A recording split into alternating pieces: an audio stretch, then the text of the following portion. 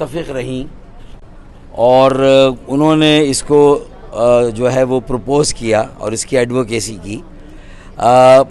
ایک کل جماعتی کمیٹی ہے, خصوصی کمیٹی, اس میں پی ٹی آئی نے بھی ٹیکنیکلی اکیڈمیکلی کسی بھی ایک شق کی مخالفت نہیں کی, اور خاص طور پہ جب اتفاق رائے کو وسیع کیا گیا اور مولانا فضل الرحمان آن بورڈ آ گئے, انہیں اعتماد میں لے لیا گیا,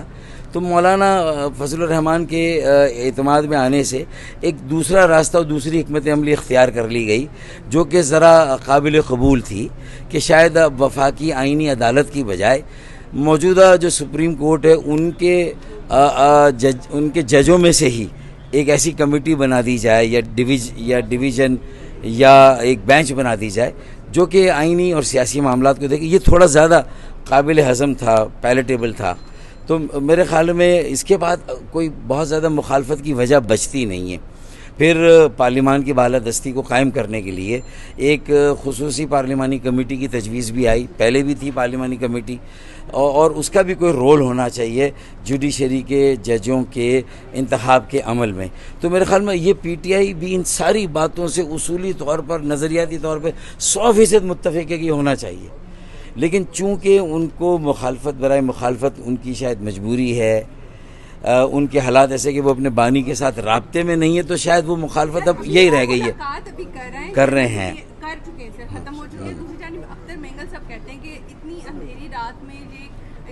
لانے کی جو ترمیم ہے کیا ضرورت ہے, اتنی اجرت میں حکومت کیوں لا رہی ہے, مطلب ہمیں ٹائم دے, سب کو اس کو اوپر بٹھائیں اور پھر کیا جائے. اگر ترمیم نہیں ہوتی تو پھر اس کے کانسیکوینسز بھی بتائیے. دیکھیں اختر مینگل صاحب بھی معذرت کے ساتھ میں ان کی بڑی عزت و بہت احترام کرتا ہوں, ماضی میں بھی وہ حکومتوں میں رہے ہیں, اور وہ بھی ٹیکنیکلی اکیڈمیکلی